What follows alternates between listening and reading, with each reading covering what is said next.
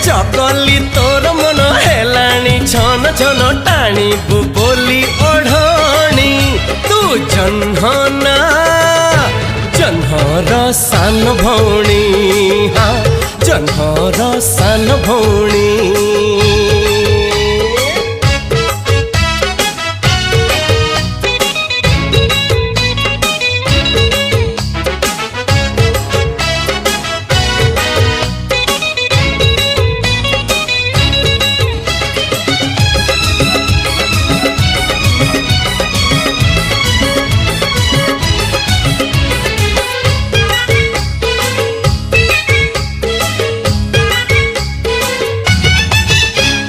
राती रजन ठारुलो तू बेसी चिकण ता देहरे कला दाग तू सज फगुण।